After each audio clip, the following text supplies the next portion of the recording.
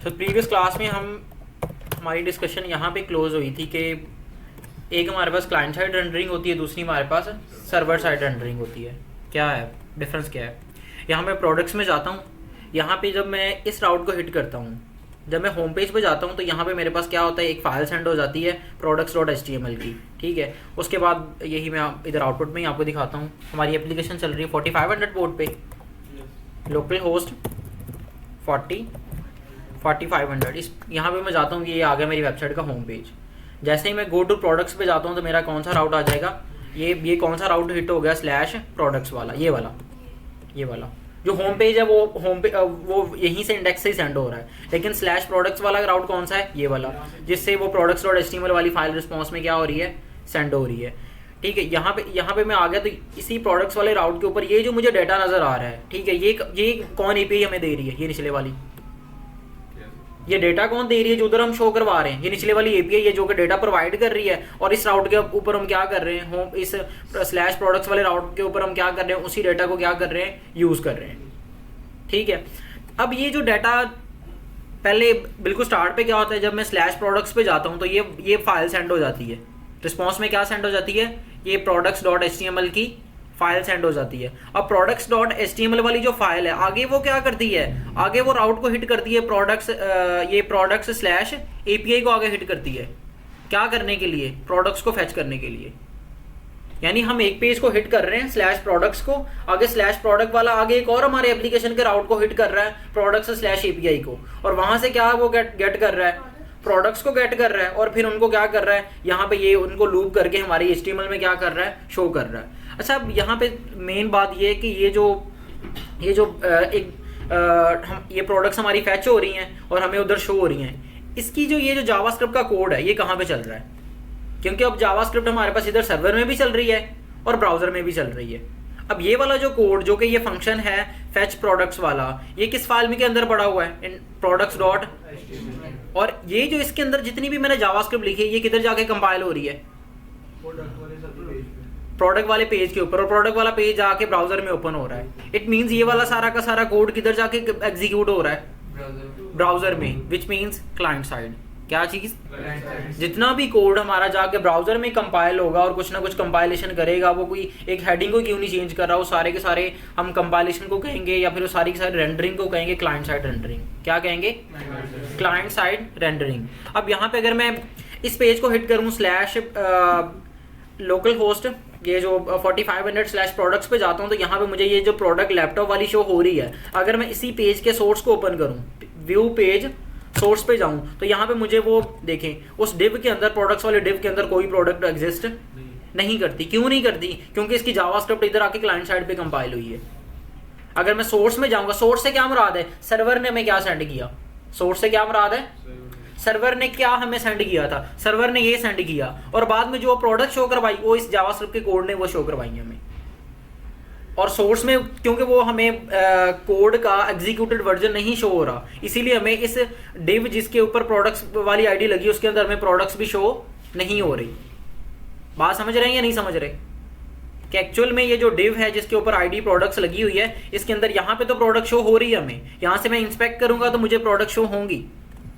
Body, ये div जिसके ऊपर आईडी क्या लगी हुई है, प्रोडक्ट्स, इसके अंदर वो कह रहा है कि समथिंग है, लेकिन इधर तो कह रहा नहीं है। यहाँ पे इसको मैं एक्सपैंड करता हूँ तो मुझे क्या मिल जाती हैं, हर एक प्रोडक्ट की आगे डिव मिल जाएगी। ये देखें, ये एक प्रोडक्ट के डिव, आगे जितनी भी प्रोडक्ट्स होंगी उनकी आगे क्या मिल जाएंगे, मुझे डिव्स मिल जाएंगी। एक और मैं प्रोडक्ट अगर ऐड करके आता हूँ, कुछ भी वॉचमैन लिख दिया, ठीक है, ठीक है, स्टॉक, और यहाँ से इसको कर देते हैं सबमिट। तो देखिएगा अब इस प्रोडक्ट्स वाले डिव के अंदर आए तो आगे दो प्रोडक्ट्स की जो डिव आ गई, पहली वॉच के लिए और दूसरी वो हमारे पास लैपटॉप के लिए। लेकिन स्टिल इधर अगर मैं सोर्स में देखता हूँ तो वो डिव एम्प्टी ही है। इस चीज़ से क्या समझ आती है कि इसका कोड ये जो लूप चला जिसने इस डिव के अंदर सारा का सारा वो प्रोडक्ट्स इंजेक्ट की, वो वाली किधर आके कंपाइलेशन हो रही है, इधर। अगर सर्वर इसे कंपाइल करके सेंड करता तो हमें इस डिव के अंदर ऑलरेडी प्रोडक्ट्स मिलती, ठीक है। ये जो जिस कोड ने इस डिव के अंदर वो प्रोडक्ट्स इंजेक्ट की हैं वो वाला इधर क्लाइंट साइड पे आके कंपाइल हो रहा है। अगर मैं कुछ ऐसा करूं कि क्लाइंट साइड के ऊपर जावास्क्रिप्ट को डिसेबल कर दूं, क्या कर दूं, डिसेबल कर दूं, तो क्या वो इधर मुझे प्रोडक्ट शो होंगी इधर, क्योंकि वो लूप ही नहीं चलेगा, ना वो फंक्शन चलेगा, जावास्क्रिप्ट का कोड चलेगा ही नहीं, तो हमें कोड का कौन सा फॉर्मेट नजर आएगा, एग्जैक्ट यही वाला। ओके मैं ऐसे करता हूँ, यहाँ पे ये जो है वो जावास्क्रिप्ट को डिसेबल कर रहा हूँ।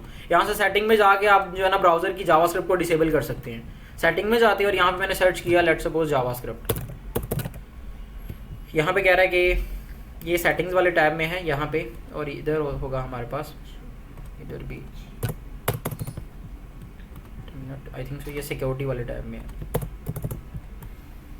ये जावास्क्रिप्ट, ये यहाँ पे उस पर वो ढूंढ के आ गए, यहाँ पे आ रहा है sites can use the V8 opportunities. V8 यानी जो जावास्क्रिप्ट ये कंपाइलेशन इंजन है जो कि जावास्क्रिप्ट को कंपाइल करवा रहा है ब्राउजर में, वो कह रहा है कि अलाउ किया हो। यहाँ से अगर मैं डिसअलाउ कर दूँ, क्या कर दूँ, don't allow to use the V8 optimizer, मतलब वो V8 को नहीं यूज कर सकते। ठीक है, अब मैं इसको चेक करूँ, wait a minute, I think so ये ऑप्टिमाइजर एक और चीज़ है, जावास्क्रिप्ट एक मिनट, यहाँ पे होता है जावास्क्रिप्ट, यहाँ मुझे ये सेटिंग में मिल रही है, ये इधर है जी, यहाँ पे ये मिल रही है जावास्क्रिप्ट, इस पर क्लिक करते हैं, यहाँ पे है sites can use the JavaScript, और इधर मैं कर दूँ don't allow the sites to use JavaScript. इस ऑप्शन को जब मैं चेक कर देता हूँ तो मेरे जावास्क्रिप्ट का कोड कंपाइल होना बंद हो जाएगा, यानी मुझे कोड का वही फॉर्मेट नजर आएगा जो सर्वर ने सेंड किया है। बात समझ रहे हैं, यानी वो क्लाइंट साइड वाली जितना भी मेरा कोड मेरी HTML की फाइल में है जावास्क्रिप्ट का, वो चलना बंद हो जाएगा। सर्वर साइड पे जितना कोड चल गया जावास्क्रिप्ट का चल गया, बाकी नहीं चलेगा, क्लाइंट साइड वाला नहीं चलेगा। अब इसको मैं रिफ्रेश करता हूँ तो देखिए ये तो मुझे नजर आ गई, दीज आर योर प्रोडक्ट्स, ये क्योंकि ये HTML के अंदर ही पड़ी, फाइल की पड़ी, मैं फाइल में ही पड़ा था ये कोड।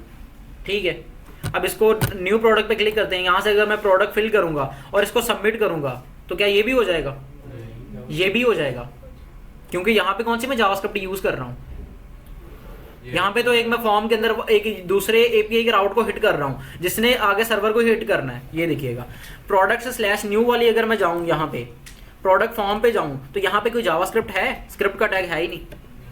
इसका ये जो प्रोडक्ट की सबमिट होने में क्या कोई जावास्क्रिप्ट का लिंक है, यहाँ पे कोई लिंक नहीं है। बस क्या होना है, जब मैंने अपना डेटा फिल कर देना है तो उसने आगे सर्वर पे एक पड़े हुए राउट को हिट कर देना है, प्रोडक्ट/API/न्यू को हिट कर देना है, और वो किधर है, सर्वर के पास, और सर्वर के ऊपर तो चल रही है जावास्क्रिप्ट। वहां पे जब कोड चलना है तो उसने प्रोडक्ट तो सेव हमारी कर देनी है, तो सेव करेगा पर शो नहीं करेगा, शो जावास्क्रिप्ट। हाँ देखो अब मैं यहाँ पे इसको करूंगा, एक और प्रोडक्ट लेट्स सपोज मैं ऐड करते हैं, कुछ भी माउस बैकएंड में ऐड हो जाएगी। हाँ ये मैंने इसको ऐड किया, वो प्रोडक्ट डेटाबेस में ऐड हो गई है, लेकिन यहाँ पे कोई भी डेटाबेस कोई भी नहीं शो हो रही। जैसे ही मैं अलाउ करता हूँ sites can use the JavaScript, तो वो भी शो हो जाएगी। बात समझ रहे हैं, क्लाइंट साइड और सर्वर साइड रेंडरिंग में क्या डिफरेंस है। जितना कोड हमारा क्लाइंट साइड पे आके जावास्क्रिप्ट का एग्जीक्यूट होगा, नो डाउट सेंड उसे सर्वर ही करेगा, लेकिन जो वो क्लाइंट साइड पे छोड़ देगा कि यार इसको क्लाइंट साइड ने एग्जीक्यूट करवाना है, उसको हम कहेंगे क्लाइंट साइड रेंडरिंग, और जो सर्वर खुद ही जावास्क्रिप्ट का कोड कंपाइल करके सेंड कर देगा उसे क्या कहेंगे, सर्वर साइड रेंडरिंग। अगर सर्वर ये करता कि ये जो हमारे पास ये जो प्रोडक्ट्स फैच करवा रहा है, अगर इसके लिए भी क्या करता, सर्वर क्लाइंट साइड पे इसे छोड़ता ही नहीं, इसको भी कमिन ठीक है, इसको भी क्या करता, सर्वर कंपाइल करके ही हमें सेंड कर देता। सर्वर क्या करता, इसको भी कंपाइल करके ही हमें सेंड कर देता, तो फिर क्या होना था, फिर चाहे मैं जावास्क्रिप्ट ब्राउजर के डिसेबल भी कर दूं तो ये चल रहा होना था। बात समझ रहे हैं, इसमें जब सर्वर कंपाइल करके सेंड कर देगा, ये आ जाएगी हमारी सर्वर साइड रनिंग। सर्वर अगर कंपाइल करके सेंड करेगा तो जो हमारी product.html फाइल है वो चेंज हो जाएगी जी। product.html अब यहाँ पे पता क्या होगा, हम यहाँ पे HTML को डायरेक्टली नहीं यूज करेंगे, क्योंकि HTML के अंदर हम जितना भी जावास्क्रिप्ट का कोड लिखेंगे ना, वो उसके अंदर जावास्क्रिप्ट का कोड वो आके क्लाइंट साइड पे कंपाइल होना है। हमने क्या करना है, अपनी जावास्क्रिप्ट की फाइल को इतना कैपेबल बनाना है तो कि वो क्या कर सके, वो जी कंपाइल होके आए, HTML की फाइल कंपाइल होके आए। बात समझ रहे हैं, हम इनिशियली जो एक एम्प्टी फाइल रखेंगे और वो कंपाइल होकर उसमें आएगा, वो कंपाइल नहीं रखनी हमने जी, या हमने फाइल भी नहीं रखनी, फाइल भी खुद ही बन के आएगी पीछे से। अब यही तो बात है, जब हम फ्रेमवर्क को यूज करेंगे ना तो फाइल भी खुद ही बन जाएगी। HTML जब हम नेक्स्ट जैसे कोई एंगुलर या फिर किसी व्यू के किसी अच्छे से फ्रेमवर्क को यूज करेंगे तब हम HTML की फाइल बनाएंगे ही नहीं, ऑटोमेटिकली जनरेट ऑटोमेटिक जनरेट होगा सर्वर साइड पे, सर्वर साइड पे उसका HTML का कोड जनरेट होगा, HTML की फाइल में इंजेक्ट होगा और हमें आ जाएगा। अच्छा, लेकिन सर अगर बहुत बड़ी ऐप हो जी जी या बहुत बड़ा पीछे डाटाबेस है जी जी जिसमें हमारे बड़े बड़े प्लेटफॉर्म पड़े हुए हैं, तो वहाँ पर ये काम जो है प्रोसेसिंग ज़्यादा नहीं लेगा, क्योंकि आपने पूरी देखिए डाटाबेस आपने पूरी की पूरी कंपाइल की जी। है, आपकी 150 आइटम्स हैं, ये 1000 आइटम्स 150 क्या तो 1 लाख भी हो तो लाख बात- और उसने सारी लाख आइटम की एक HTML फाइल जनरेट करनी है और वो जनरेट करके आपको उसमें शो करनी है। आपको आप थोड़ा सा सोच, अच्छा अगर यही काम अगर आप क्लाइंट साइड पे भी करें तो मसला है। मिसाल के तौर पे आपका एक यूजर है जिसके लैपटॉप में 2 GB रैम है, अब 1 लाख प्रोडक्ट जब आप फैच होंगी क्या उसका सिस्टम हैंडल कर पाएगा? बिल्कुल। अगर आपके सर्वर से नहीं हो रही तो यूजर का सिस्टम तो उससे ज्यादा, सर्वर तो अच्छा होता है, सर्वर पे तो हमारी इंटरनेट स्पीड जो है ना 100 का 1000 MB पर सेकंड आ रही होती है। जब हम अपनी एप्लीकेशन को लाइव होस्ट करते हैं ना AWS पे या अच्छी इस तरह की किसी सर्विस पे, हम चाहे वर्सल ही यूज कर रहे हैं, वहाँ पे इंटरनेट स्पीड 1000 में आ रही होती है, 1000 Mbps में आ रही होती है, और यूजर के पास तो एवरेज जो है पाकिस्तान में कितना जो वो होती है इंटरनेट स्पीड 5 1 MB नहीं 1 MB तो नहीं, अगर हम 5 MB स्पीड भी लगा लें नॉर्मल जो एवरेज लगा लेंगे, कईयों के पास ज्यादा होती है, कईयों के पास जो है वो कम भी होती है 5 स्पीड, MB हाँ तो वो 5 MB जो है ना 5 MB यूज भी तो शेयर कर रहे होते हैं ना, हाँ, वो ये भी dedicated नहीं होती, हाँ वो कभी 5 होती कभी 3 होती कभी 1 वही दो जो शेयर होती है। तो अब देखिए अब क्या यूजर का सिस्टम उसको हैंडल कर पाएगा? नहीं कर ठीक है, तो यहीं पे यहाँ पे फिर हम पता क्या करते हैं, यहाँ पे हम लगाते हैं, आगे हम समझेंगे कि पेजिनेशन का कॉन्सेप्ट होता है कि अगर हमारी अगर हमारे डेटाबेस में आप तो 1 लाख की बात कर रहे हैं, चाहे कोई 1 करोड़ भी प्रोडक्ट्स पड़ी है ना, तो एक बार में हम दिखाते ही नहीं है। आप कहीं पे चले जाएं, आप ईमेल पे चले जाएं, आपकी पता नहीं कितनी ईमेल्स जो है वो पड़ी होती हैं, लेकिन आपको ईमेल क्या करता है, पहले पेज पे कितनी दिखाता है 50 एवरेज दिखाता है और कहता है आगे और फैच करनी तो नेक्स्ट।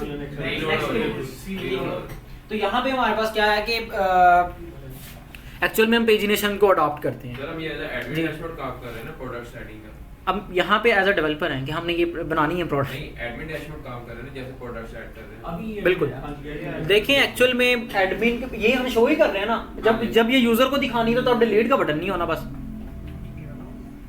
यही है ना, यूजर को बस डिलीट का बटन नहीं देना, बाकी प्रोडक्ट तो उसको भी शो करनी है।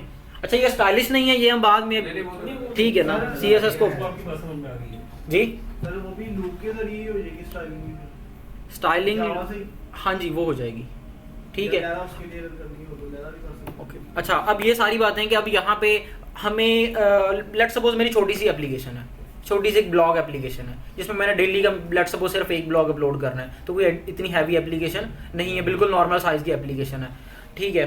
और इंटरनेट पे ऑलमोस्ट कोई अगर 60% अगर वेबसाइट से चेक करें ना तो वो इसी साइज़ की होती है, नॉर्मल सी, जिस पे डेली को 1-2 आर्टिकल पोस्ट हो गए, डेली को 1-2 नई प्रोडक्ट पोस्ट हो गई, या फिर कोई एक ई-कॉमर्स एप्लीकेशन तो डेली को कोई 5-7 ऑर्डर्स आ गए। ये नॉर्मल सी जो 60% बहुत, बाकी 40% लगा लें कि वो हैवी एप्लीकेशंस है। अब इनमें क्या है कि हमें इन एप्लीकेशंस में अब डाटा तो थोड़ा सा है, इनमें हमें सर्वर साइड रेंडरिंग की क्यों ज़रूरत है? इसमें हम क्लाइंट साइड रेंडरिंग ही करवा लें जो कि हो रही है। अच्छा ये जो जावास्क्रिप्ट मैंने डिसेबल की,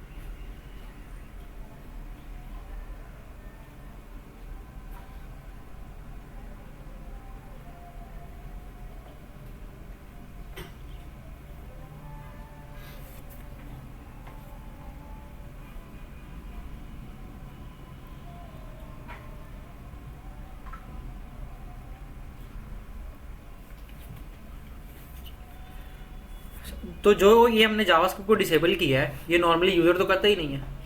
सेटिंग में जाके जावास्क्रिप्ट कौन छेड़ता है? कोई भी नहीं छेड़ता। तो जब जावास्क्रिप्ट डिसेबल होनी नहीं है, हर बंदे की इनेबल होनी है, तो फिर हमें सर्वर साइड रेंडरिंग की ज़रूरत ही क्यों है? पॉइंट तो ये है ना, ये जो मैं आपको जाके दिखा रहा हूँ कि जी सोर्स में नहीं प्रोडक्ट आ रही, अगर जावास्क्रिप्ट को डिसेबल कर देंगे फिर नहीं आएगी, लेकिन ये दोनों यूज़ केसेस यूज़र तो करता ही नहीं है। ना यूज़र सोर्स में जाता है, ना यूज़र जाके जावास्क्रिप्ट डिसेबल करता है। देखिए एक्चुअल में मुझे तो यूज़र को क्या मतलब है, हाँ यहाँ पे प्रोडक्ट आ रही हैं बस, दैट्स इट। लेकिन क्या इशू क्या है, जब भी हम इस आप जो एप्लीकेशन की एसईओ करेंगे ना, ठीक है, तो आपके जितनी भी ये जो प्रोडक्ट्स है ना, ये जब सोर्स में नहीं ना आ सकती तो इनकी एसईओ भी नहीं पॉसिबल है। क्यों? क्योंकि जितने भी हमारे पास सर्च इंजन के क्राउलर्स हैं ना, वो पता किस चीज़ को चेक करते हैं, वो व्यू पेज सोर्स को। जब भी आपने किसी वेबसाइट को, पेज को क्या करते हैं ना, इंडेक्सिंग के लिए आप उसको करते हैं ना, गूगल इंडेक्स के लिए रिक्वेस्ट करते हैं, तो वो क्या करता है, उसका ये सोर्स वर्जन चेक करता है। क्योंकि वहाँ पे ये जो आपका ये जो यूआरएल है ना, ये कहाँ से भला हिट हो रहा है ना, ये एक बॉट ने हिट करना है, जिसने आपकी जावास्क्रिप्ट की कंपाइलेशन का वेट नहीं करना। गूगल के जितने भी जी टैग्स भी बड़े मैटर करते हैं, नो डाउट। लेकिन अगर टैग आ ही नहीं रहे तो फिर देखो यहाँ पे तो प्रोडक्ट्स में कुछ आ ही नहीं रहा, तो यहाँ पे एसईओ करना इम्पॉसिबल ही है क्लास से, क्योंकि क्राउलर ने आपकी जावास्क्रिप्ट की एग्जीक्यूशन का वेट नहीं करना, और ना ही उसने करनी है। उसने बस कहना है हाँ जी HTML में क्या आ रहा है, HTML में प्रोडक्ट्स आ रही हैं तो ठीक है, उनके वो टाइटल्स वगैरह मैच करो। अगर कोई यूज़र ने कीवर्ड सर्च किया है तो उसके अगर वो कीवर्ड जो है वो इस टाइटल में आ रहा है तो रैंक कर दो, अगर नहीं आ रहा तो दैट्स इट। हमारी तो कुछ आएगा ही नहीं। ओके, मतलब यहाँ पे यूज़र को कोई इशू नहीं है। जितनी भी हमारे पास रिएक्ट जो है, जो रिएक्ट से जितनी भी एप्लीकेशंस बनती है ना, उसमें क्या होता है, बाय डिफॉल्ट सारी की सारी क्लाइंट साइड रेंडरिंग हो रही होती है। बाय डिफॉल्ट सारी की सारी क्लाइंट साइड रेंडरिंग हो रही होती है। इसी वजह से जो रिएक्ट फ्रेमवर्क से वेबसाइट्स बनती हैं, उनकी एसईओ करना एक क्लास से इम्पॉसिबल होती है। वहाँ पे फिर हम कुछ जो है ना आगे उसके फ्रेमवर्क्स को अडॉप्ट करते हैं, जैसे स्वेल्ट है, जैसे हमारे पास नेक्स्ट.js है, इसी तरह से हमारे पास और भी 1-2 फ्रेमवर्क्स हैं।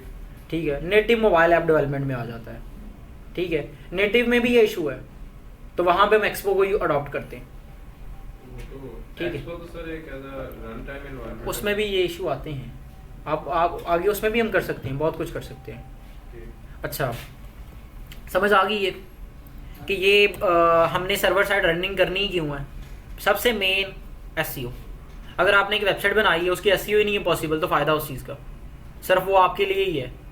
अच्छा, कौन सी प्रोडक्ट्स हैं जिसमें एसईओ नहीं करनी होती? लेट्स सपोज आपका कोई सॉफ्टवेयर है ऑनलाइन, कोई ऑनलाइन आपकी सास बेस्ड कोई एप्लीकेशन है, software as a service. Email है, ईमेल को क्या मतलब है आपकी वो एसईओ हो उस डेटा की? वो तो आपका पर्सनल डेटा है, उसकी एसईओ होने लग जाए वो तो मतलब पब्लिक हो जाए डेटा। मतलब ऐसा डेटा जो कि जिसको पब्लिकली नहीं उनको दिखाना, ठीक है, जिसको हमने मतलब एक लिहाज से उसको उसका फेम नहीं लोगों में, मतलब इंटरनेट पे नहीं फेम उसका करना, उसको हम क्या करते हैं, उसको उसकी एसईओ नहीं करते हम। तो फिर वहाँ पे हमें सर्वर साइड रेंडरिंग का कोई फ़ायदा नहीं होता, उसको हम क्लाइंट साइड पे ही उसको रख सकते हैं। नहीं, अगर हमने सर्वर साइड रेंडरिंग की है तो हम उसको ब्लॉक कर सकते हैं? कर सकते हैं, बहुत कुछ। सर्वर साइड क्लाइंट साइड दोनों एट द सेम टाइम एक एप्लीकेशन में दोनों ही फीचर होते हैं, क्लाइंट साइड भी होती है और सर्वर साइड भी होती है। अच्छा, अगर मैं अपनी पूरी की पूरी जितना भी जावास्क्रिप्ट का कोड है उसे सर्वर साइड ही रख दूँ, सारा जावास्क्रिप्ट का कोड क्या कर दूँ, सर्वर साइड ही रख दूँ, तो फिर क्या इशू है? जैसे ये जो है, यहाँ पे एग्जांपल लेते हैं। यहाँ पे ये मैं चाहता हूँ कि ये प्रोडक्ट्स जो है ना, ये सर्वर साइड से रेंडर होके ही मुझे मिले, सर्वर साइड से। लेकिन डिलीट के बटन का क्या बनेगा? जब मैं डिलीट के बटन पे क्लिक करूँगा, ये तो एक लिहाज से डॉम का इवेंट है। ऑन क्लिक किसका इवेंट है? डॉम का। और डॉम किधर जाके एग्जीक्यूट हो रहा है? ब्राउजर में। अगर मैं हर चीज़ सर्वर साइड पे कर दूँ, और सर्वर साइड पे तो डॉम है ही नहीं, वहाँ पे तो कोई क्लिक की कुछ भी नहीं है, तो फिर क्या होगा? यानी हमारी एप्लीकेशन में दोनों पहलू ही होते हैं, क्लाइंट साइड भी और सर्वर साइड भी। जितनी यूजर की, जी बिल्कुल जी, जो डाटा है वो हमें कंपाइल करना है सर्वर साइड पे। यानी यूजर की जितनी इंटरेक्टिविटी है उसको हम क्लाइंट साइड पे शिफ्ट करेंगे। और यही हमारे पास जितनी बड़ी एप्लीकेशंस है जिनमें एसईओ भी होती है, उनके बिहाइंड द सीन यही चल रहा होता है। ओके, सही है। जैसे अब किसी भी एप्लीकेशन की बड़ी कोई एप्लीकेशन अगर एग्जांपल लें तो उसमें, अच्छा एक और चीज़, रिएक्ट से जितनी वेबसाइट्स बनती हैं उनमें मैंने क्या कहा, हर चीज़ ही क्लाइंट साइड होती है। हर चीज़ ही राइट साइड क्लाइंट साइड होती है, और उसमें भी हम HTML की फाइलें नहीं बनाते। HTMल की फाइलें हम, तो हमारी HTML की फाइलें क्या होती है, डायनामिकली जनरेट होती हैं किधर आके, यूज ब्राउज़र में। और अगर ब्राउज़र में जावास्क्रिप्ट डिसेबल हो तो रिएक्ट की एप्लीकेशन चलती ही नहीं है। क्यों? क्योंकि उसमें हर चीज़ ही क्या होती है, क्लाइंट साइड रेंडर होती है। हमारी फाइलें भी क्लाइंट साइड पे आके जो है वो जनरेट हो रही होती हैं। तो फिर हम पॉपअप भी शो करवा सकते हैं। हाँ कुछ, हाँ बहुत कुछ हो सकता है, वहाँ पे नो स्क्रिप्ट का टैग भी होता है। अच्छा एक और चीज़ आपको बता दूँ, हमारे पास एक होता है, लेट सपोज मैं जावास्क्रिप्ट को क्या कर दूँ ना, डिसेबल कर दूँ, तो यहाँ पे मैं प्रोडक्ट शो नहीं होंगी। मैं चाहता हूँ यहाँ पे कोई नोटिफिकेशन आए जब यूज़र की जावास्क्रिप्ट डिसेबल हो, तो यहाँ पे हम क्या कर सकते हैं, हमारे पास HTML में एक नो स्क्रिप्ट का टैग होता है। कौन सा टैग होता है? नो स्क्रिप्ट का। यहाँ पे मैं एक नो स्क्रिप्ट का टैग लगा देता हूँ, या फिर इसी में डिव के अंदर लगा देता हूँ। नो स्क्रिप्ट का टैग है प्लीज़ इनेबल, ठीक है। हम ऑटोमेटिक इनेबल तो नहीं कर सकते, लेकिन यूज़र को मैसेज कर सकते हैं please enable your JavaScript to view products. Okay, अब यहाँ पे हमें क्या शो हो जाएगा, एक मैसेज हो जाएगा please enable your JavaScript to view products. अगर मैं जावास्क्रिप्ट इनेबल कर दूँ तो ये नो स्क्रिप्ट का टैग चलेगा ही नहीं, क्योंकि अब तो स्क्रिप्टिंग हो रही है। ठीक है, तो यहाँ पे इसको मैं जैसे ही अलाउ करता हूँ तो ये मैसेज गायब हो जाएगा और इसकी जगह पे क्या आ जाएंगी, प्रोडक्ट्स आ जाएंगी। क्लियर हुआ? हाँ जी, क्लाइंट सर्वर साइड दोनों समझ आ गए हैं। अच्छा, अब इसके लिए जो मोस्ट हमारे पास यूज़ होने वाले फ्रेमवर्क है ना अभी, वो कौन सा चल रहा है, नेक्स्ट.जेएस। अगर आपको, अच्छा नेक्स्ट.जेएस तो आगे फ्रेमवर्क है, अगर हमने खुद से ही करना है, क्या करना है कि मुझे खुद से ही यहाँ पे जो है ना सर्वर साइड पे कोड कंपाइल करके ही सेंड करना है, तो हम क्या करते हैं, यहाँ पे टेम्पलेट इंजन यूज़ करते हैं। क्या यूज़ करते हैं? कुछ हमारे पास टेम्पलेट इंजन होते हैं जो कि क्या करते हैं, हमारे लिए ये काम कर देते हैं एक हमारे पास नोड की एप्लीकेशन में, जिसमें हमने कोई फ्रेमवर्क, विदाउट एनी फ्रेमवर्क, किसी भी फ्रेमवर्क को यूज़ किए बगैर आप क्या कर सकते हैं, सर्वर साइड पे कोड जनरेट करवा सकते हैं। ठीक है, सर्वर साइड रेंडरिंग करवा सकते हैं, लेकिन उसमें हम क्या यूज़ करते हैं, टेम्पलेट इंजन है। जो सबसे ज़्यादा यूज़ होने वाला नोड में टेम्पलेट इंजन, उसका नाम है EJS। क्या नाम है? EJS। ये मोस्ट यूज़ होने वाला टेम्पलेट इंजन है जावास्क्रिप्ट में। नोड की एप्लीकेशन में से हम यूज़ करते हैं EJS। ये टेम्पलेट है, बस इसमें समझ लें कि इसने कुछ ऐसा करना है कि हमारी HTML जितना वो हमारा HTML का कोड इसने सर्वर साइड पे जनरेट करके सेंड करना है। अब इसमें क्या होगा, इसमें दोनों चीज़ें होंगी।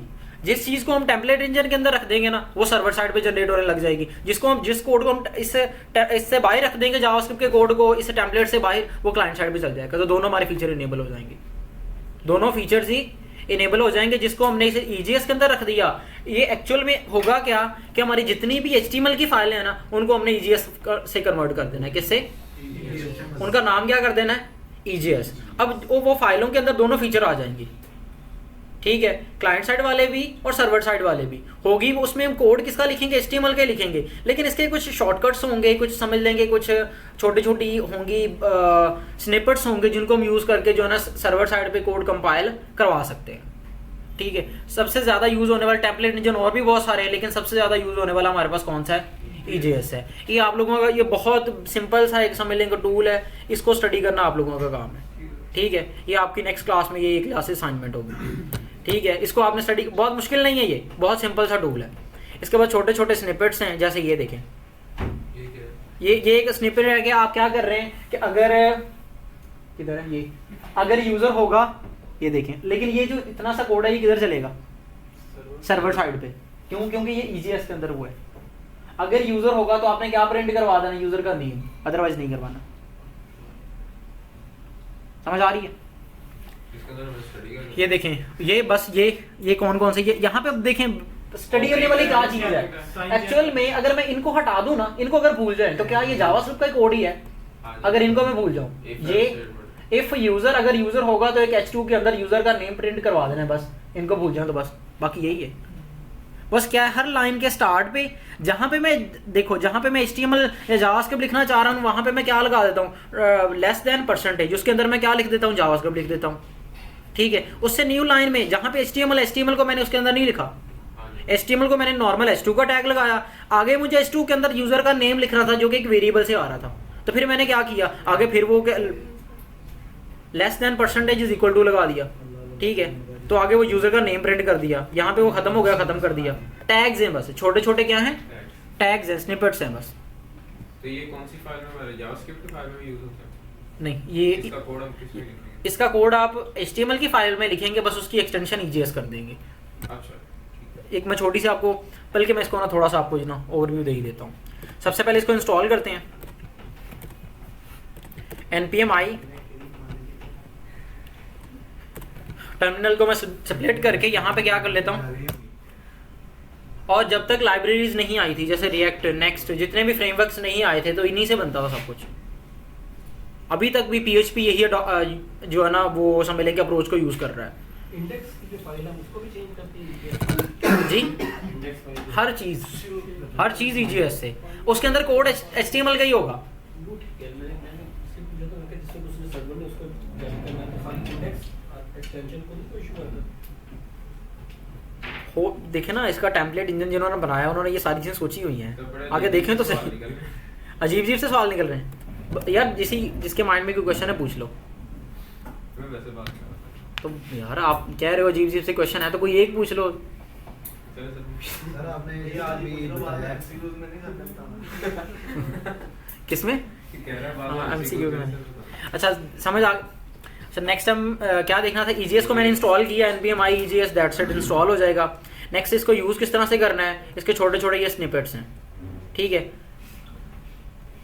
ओके पहले क्या करना है, सबसे पहले क्या कहता है जी, ये कुछ इसके स्टेप्स हैं, फीचर्स ये सारे के सारे इसके लिस्टेड हैं, एग्जांपल लिखी हुई है, बेसिक यूजेज लिखा हुआ है, किधर है सर ऊपर है वो कोड छोटा है। नहीं वो छोटा सा कोड तो उधर ही है मुझे भी पता है, लेकिन इसके ना स्टेप्स हैं कुछ। यार मैं थोड़ा सा मुझे वैसे ही याद है, मुझे लगता है यहाँ पे मुझे वहाँ से एग्जैक्ट डॉक्यूमेंटेशन नहीं। यहाँ पे आपने क्या करना है कि व्यूज़ का फोल्डर बनाना है, कौन सा, VI आना है ना, VIEWS, कौन सा फोल्डर बनाना है, व्यूज़ का। इसके अंदर आपने सारी की सारी अपनी जो है ना रख देनी है फाइलें, उसके अंदर कोड तो HTML का ही होगा लेकिन उनकी एक्सटेंशन आपने क्या रखनी है, EJS, और ये फोल्डर का नाम अपने व्यूज़ ही रखना है। ये फिक्स्ड है टेम्पलेट इंजन में। सर आपने बाकी भी जो फोल्डर बनाए वो भी फिक्सिंग है राउटर मॉडल्स, क्योंकि और उनका नाम मैं चेंज कर सकता हूँ। उनके जो बिल्ड है हैवीएस्ट कोड, हाँ जी, उसको ऑटोमेटिकली एक आइकन साइन कर देते हैं। नहीं उनमें मैं राउट कुछ भी नाम रख दूँ, वो नहीं, वो मैंने एक एक्सटेंशन की हुई है जो कि मोस्ट यूज हो। हाँ लेकिन यार मॉडल और राउट्स के अलावा कोई नाम कर देंगे ना, उसका आइकन बदल जाएगा। यार वो आइकन से फर्क नहीं पड़ता, आइकन से फर्क नहीं पड़ता, ठीक है। बाकी फोल्डर मैं तो फोल्डर ही बना रहा हूँ ना, आइकन जो मर्जी आ रहे हैं उसको भूल जाए। ये पता क्या होता है, मोस्ट यूज होने वाले जितने भी हमारे पास फोल्डर्स एंड फाइल्स के नेम्स है ना, उनके ऑटोमेटिकली ये क्या करता है, उनके ऊपर वो ना उन्होंने बाय डिफॉल्ट पे ना बैकएंड पे फोल्डर्स के नेम, वो एक एक्सटेंशन है, नहीं भी आ रहे तो फर्क नहीं पड़ता, वो मैं आपको बता देता हूँ बाद में। अच्छा इस व्यूज़ वाले फोल्डर आपने व्यूज़ का इधर ही बनाना है रूट पे ही, और इसके अंदर जितनी भी फाइलें बनानी है वो किस नाम से, नाम तो कुछ भी आ सकता है लेकिन फोल्डर का सॉरी एक्सटेंशन क्या होगी, EJS। जैसे मैंने एक फाइल बना ली index.EJS, ओके। इसके अंदर कोड कौन सा आएगा, HTML का ही आएगा, ठीक है। अब इसमें मैं लिख देता हूँ, एक H1 लिख दिया, sir extension EJS home page EJS home page, क्या हुआ, EJS होम पेज ये आ गया। अब इस फाइल को मैं कहता हूँ रिस्पॉन्स में मुझे आए, जब मैं किसी राउट पे जाऊँ मुझे ये वाली फाइल रिस्पॉन्स में आए, जिस तरह से हम बाकियों को सेंड कर रहे हैं। तो यहाँ पे index.html में सॉरी index.js में हम क्या करेंगे, ये HTML हमने कब बनाई थी, ये मेन होम पेज है। अच्छा यहाँ पे हमारा वो मिडलवेयर यूज़ हो रहा है, यहाँ पे ये यूज़ हो रहा है, इनसे नीचे ही मैं उससे नीचे DB कनेक्ट है, यहाँ पे मैं यूज़ कर रहा हूँ। जब आपने टेम्पलेट इंजन्स को यूज़ करना है ना, तो यहाँ पे एक आपने क्या करना है, एक इसकी यूटिलिटी है, सॉरी यूटिलिटी नहीं, यहाँ पे एक मिडलवेयर आपने पास करना है कि हम किसी न किसी टेम्पलेट इंजन को यूज़ कर रहे हैं। क्या यूज़ करना है, एक मिडलवेयर पास करना है जो कि डिफाइन करेगा कि आप एक टेम्पलेट इंजन को यूज़ कर रहे हैं ताकि उसके वाले वो सारे फीचर्स जो है ना वो चलने लग जाएं। यहाँ पे आई थिंक से होता है app.use में है, सॉरी क्या है, टेम्पलेट है, क्या है, एक मिनट मैं कंफर्म कर लूँ क्योंकि यूज़ ही बहुत कम करते हैं, लेकिन बस एक आइडिया ही देना है क्योंकि हम तो सारे फ्रेमवर्क्स पे ही काम कर रहे होते हैं। EJS सर आप ज़्यादा कौन सा फ्रेमवर्क यूज़ करते हैं? Next.js,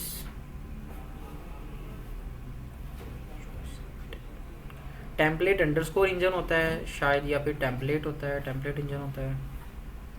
मैंने मेरा ना प्रीवियस गिटहब पे एक पड़ी हुई है, मेरा प्रोजेक्ट पड़ा हुआ है, उससे मैं आपको दिखाता हूँ। क्या नाम था रेपो का, आई थिंक सो प्ले एरिया था, प्ले प्ले ईज था या फिर योर रिपोजिटरीज।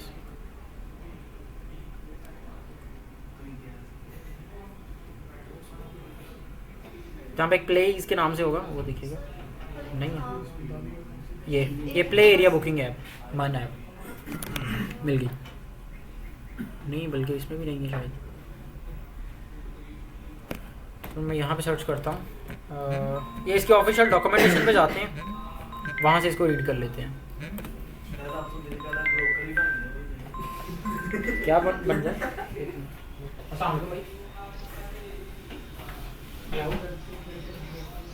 हाँ जी ले गया। हाँ जी जी मेरे पास अभी थी तो मैं ले गया था।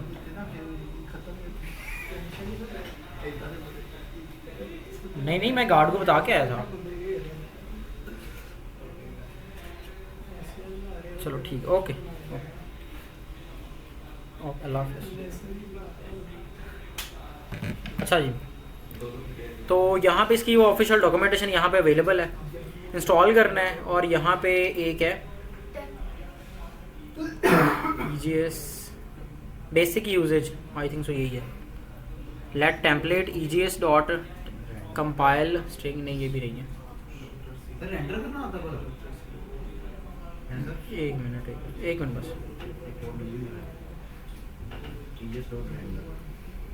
नहीं रेंडर नहीं होता, एक होता है मुझे लगता है वहाँ पे ही प्रीवियस ही थी डॉक्यूमेंटेशन का लिंक दिया हुआ था इन्होंने।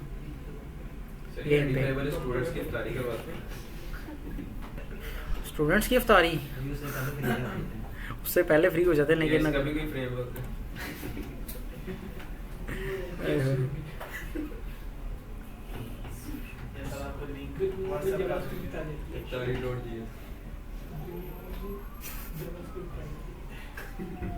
खाना भी अंदर से खाओगे।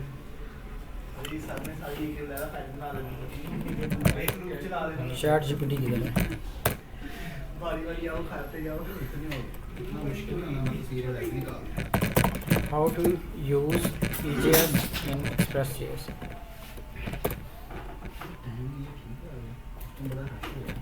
ये मिल गया कुछ ना कुछ, ये डिजिटल ओशन का एक डॉक्यूमेंटेशन का लिंक मिल गया है,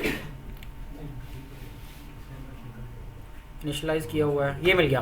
आपने क्या करना है, ऐप डॉट सेट के नाम से है, इधर फोकस करें बस अभी। App dot set view engine में आपने बता देना है आप कौन सा व्यू इंजन यूज़ कर रहे हैं।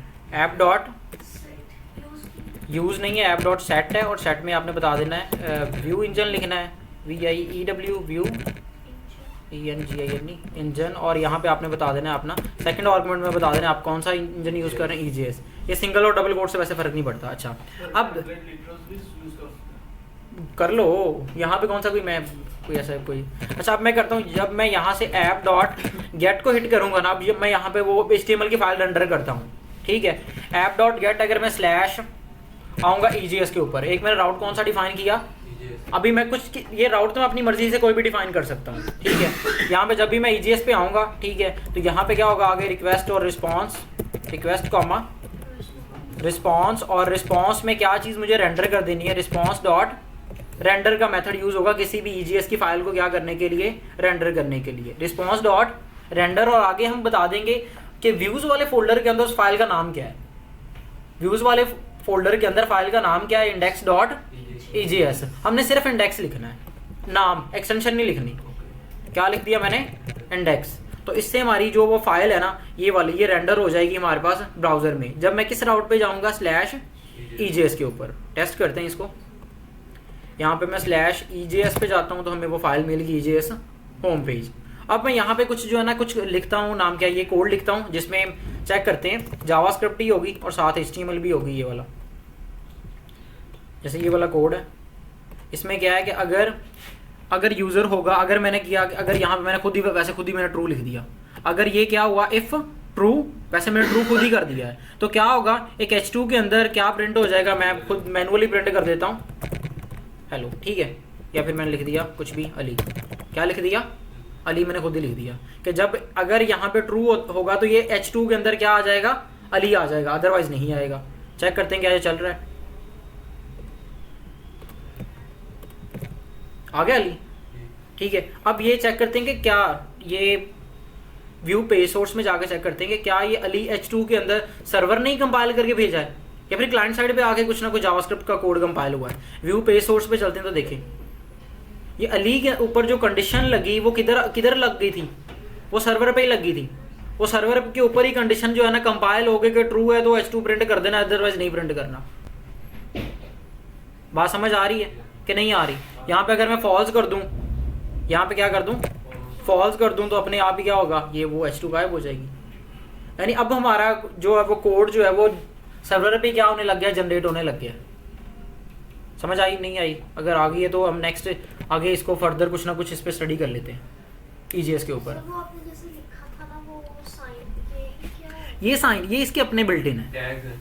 ये देखें मैं एक्चुअल में अगर इसी कोड को अगर मैं इसको भूल जाएं, मुझे एक कंडीशन के ऊपर एंटर करवाना, पहले वो लिख लें, ये बाद में साइन लगा दें आप। मुझे मैं क्या करना है, मैं कहता हूँ कि अगर यूज़र हुआ तो क्या करना है, आपने एक H2 रेंडर कर देना है, ठीक है, एक H2 रेंडर कर देना जिसके अंदर लिख देना है अली।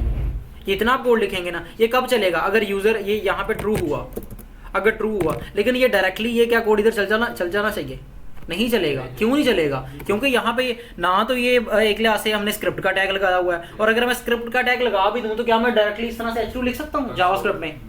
हमें क्या करना पड़ेगा, पहले एलिमेंट क्रिएट करना पड़ेगा, उसके अंदर वो इनर HTML या इनर टेक्स्ट के जरिए ये अली भेजना पड़ेगा, फिर होगा ये सारा काम। मुश्किल हो जाएगा ना, ठीक है। तो यहीं पे क्या है, फिर यही मैंने ये कोड लिख लिया। अब इसी को क्या करना है, मुझे टेम्पलेट के जरिए एग्जीक्यूट करवाना है। टेम्पलेट में हर एक लाइन जो है ना वो इंडिपेंडेंट कंसीडर होती है। ये यानी ये हम समझ रहे हैं कि ये एक ही कोड है, ये एक हमारे समझ लेंगे एक छोटा सा स्निपेट है, लेकिन टेम्पलेट के अंदर ये हर एक लाइन सिंगल अलग अलग से कंसीडर होगी। ये तुम्हारा JS का कोड नहीं कर देंगे? JS का कोड बिल्कुल कर देते हैं, लेकिन जब आप नेक्स्ट JS में जाते हैं और इजी हो जाता है। ये भी आपको नहीं लगाना पड़ता, ये जो मैं परसेंटेज ये कर रहा हूँ ये भी नहीं लगाना पड़ता।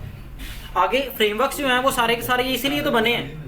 सर आप जितना इधर कहीं जा रहे हो उतना मुश्किल हो रहा है। नहीं बहुत आसान है। ये जितनी हमने फाइलें फोल्डर्स को मैनुअल इंपोर्टिंग, ये सारा ये जितने अभी तक हम चीज़ें समझ रहे हैं ना, ये उस पर बाय डिफॉल्ट हुई होंगी। सर हौसला सर हम समझ सर, रहे हैं। ये जो इतना पीछे पड़ रहे थे, अब थे कि वो इतना घुमा फिर आगे चीजें ला रहे थे। हाँ तो टू द पॉइंट आप कह रहे हैं नेक्स्ट ही हम कर लेते, आपको समझ ही नहीं नहीं, उसकी जरूरत नहीं पड़ती। पड़ती थी। अब नहीं देखें जब कंप्यूटर नए आए थे, ठीक है, तब मिसाल के तौर पे जी बिल्कुल स्टार्ट पे आ गई C लैंग्वेज। जिसने भी जो भी सॉफ्टवेयर बनाना है वो C से ही बनाना है, हाँ जी। जो भी चीज़ बनानी है। ये टेम्पलेट इंजन जब आए थे तब और कोई ऑप्शन था ही नहीं, तो लोग इसी से बनाते थे अपनी websites. Functional server side rendering के साथ SEO भी इसी से, वो मतलब एक लिहाज से। लेकिन जब फ्रेमवर्क्स आए तो उन्होंने लाइफ आसान कर दी प्रोग्रामर में जाते हैं तो ये काम और इजी हो जाएगा, इतने लंबे लंबे कोड वो इतने मुश्किल नहीं। हाँ लेकिन बस उधर सिर्फ हमें क्या कोड तो खुद ही लिखना है, कंडीशन का। अच्छा एक और चीज़ है, आप जिस मर्जी फ्रेमवर्क जिस मर्जी लाइब्रेरी को अडॉप्ट कर लें, जो आपकी लॉजिक है ना वो आपको खुद ही लिखनी है। सर, जो लोग- जैसे ये इफ है, इफ कहाँ पे है, जावास्क्रिप्ट में है। अगर आपको इफ को ही नहीं पता तो फिर यानी लॉजिकल काम आपने खुद ही करना है, बस आपके थोड़ा सा सिंटैक्स को आसान हो जाएगा चीज़ें। अच्छा ये यहीं पे समझें, अगर मैं कहता हूँ यहाँ पे ट्रू होगा तो ये चलेगा, ये लिख लिया। अब इसको क्या करना है, टेम्पलेट के जरिए एग्जीक्यूट करवाना है। अब इतना ये जो फर्स्ट लाइन है इसमें क्या कोई HTML का कोड है, सारा क्या है। जावास्क्रिप्ट। और एक और चीज़, यहाँ से क्या किसी चीज़ ने रिटर्न होना है, इस लाइन इसमें से किसी चीज़ ने रिटर्न होना, रिटर्न तो किसने होना है, किस H2 ने, ठीक है। ये अली ने क्या होना है, रिटर्न होना है। और फर्स्ट लाइन में से किसी भी चीज़ ने रिटर्न नहीं होना, तो हम यहाँ पे इसको कंपाइल करवाने के लिए ना किसी भी हर एक लाइन इंडिपेंडेंट कंसीडर होगी, तो हम क्या करेंगे, इसको लेस देन और परसेंटेज के अंदर जो इस टैग के अंदर इनक्लोज कर देंगे, और एंड पे भी क्या लगा देंगे, परसेंटेज ग्रेटर देन। तो ये हो जाएगा हमारे पास। ये देखें ये एक सिंगल लाइन होगी, ठीक है। उसके बाद नेक्स्ट यहाँ पे ये जो H2 है, ये ऑलरेडी हम EJS के अंदर ये सारे टैग चल रहे हैं, तो H2 भी तो चल ही जाएगा। यानी इस H2 को हमने किसी चीज़ के अंदर इनक्लोज नहीं करना। किसको इनक्लोज करना है, अली को। अब अली भी वैसे हमारा फिलहाल तो अली ने रहना है। जब अली किसी वेरिएबल से आ रहा होगा तब, मिसाल के तौर पे इस यहाँ पे ऊपर जो है ना एक वेरिएबल डिफाइन है, यहाँ पे क्या है, एक वेरिएबल डिफाइन है, variable name is equal to Ali. अब देखें ये भी लाइन क्या है, ये भी इस चीज़ से किसी चीज़ ने रिटर्न होना नहीं होना। और ये कौन सा कोड है, जावास्क्रिप्ट का, तो इसको भी हमें क्या कर देना है, लेस देन परसेंटेज और आगे परसेंटेज ग्रेटर देन, इसके अंदर इसको भी रख देना है।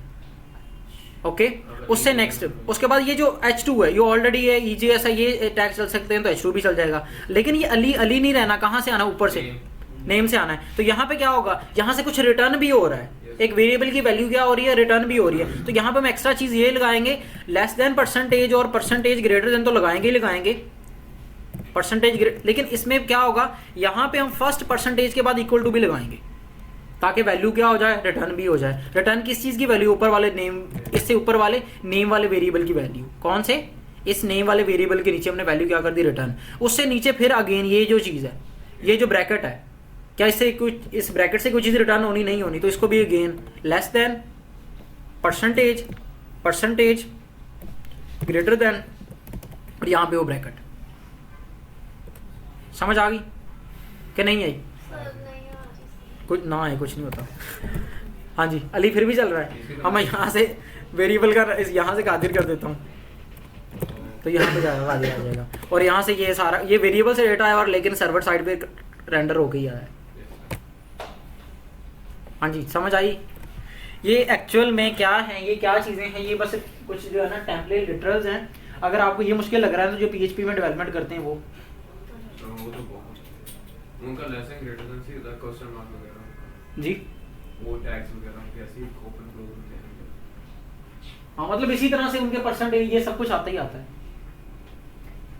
जी। नेम एक वेरिएबल है, इसकी जगह स्ट्रिंग फंक्शन स्ट्रिंग वैल्यू होगी तो फिर भी हमें एज इट इज लिखना है। नेम एक जी, नेम तो एक फंक्शन है ना जिसको वैल्यू ऊपर से मिल रही है ना, बिल्कुल वेरिएबल है। हाँ जी उसको ऊपर से वैल्यू मिल रही है तो हमने इज इक्वल टू नेम लिखा है जी। इसकी जो हम डायरेक्ट कोई स्ट्रिंग वैल्यू पुट करना चाह रहे हो तो फिर तो वो लगाना ही नहीं ना, फिर तो H2 के अंदर ऑलरेडी अली पड़ा हुआ है, दैट्स इट।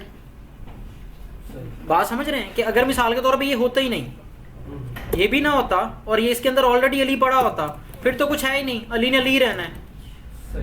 लेकिन मोस्ट ऑफ द केसेस में नहीं हो रहा होता ना, मोस्ट ऑफ द केसेस में डाटा वेरिएबल से ही आ रहा होता है, डाटाबेस से ही आ रहा होता है। यहाँ पे देखें अब वो डायरेक्ट अली आ जाएगा अगर वेरिएबल लगाना ही नहीं है तो। बस हमने क्या किया, इस H2 को एक कंडीशन के ऊपर एंटर करवा दिया कि अगर ये ट्रू हुआ तो ये चलेगा, फॉल्स हुआ तो नहीं चलेगा। अब यहीं पे लूप भी चल सकता है, यहीं पे क्या चल सकता है, लूप भी चल सकता है। लूप में भी पहले हम लूप लिख लेंगे। अब यहाँ पे बड़ा वो जो हम वो क्रिएट एलिमेंट, यहाँ पे अब आपको ये फ़ायदा ज़्यादा नज़र आएगा कि टेम्पलेट इंजन आसान है। वो जो हम इतना क्रिएट एलिमेंट, अपेंड इंटर, ये इंटर, ऑन क्लिक, ये क्लिक, वो डायरेक्ट हो रहा है, ये डायरेक्ट हो रहा है, वो उसके अंदर जा ये उससे आसान है। अब उसी तरह लिख देंगे इसके ऊपर, क्लास की भी उसी तरह लिख देंगे। जैसे मुझे H2 के ऊपर कोई क्लास लगानी है तो मैं लिख दूंगा बस class is equal to ABC, और इसको अगर मैं स्टाइल कर दूंगा तो वो स्टाइल भी हो जाएगा, style dot ABC is equal to colour red. Colour क्या कर दिया मैंने, रेड। अभी वो मैंने फॉल्स किया हुआ बस।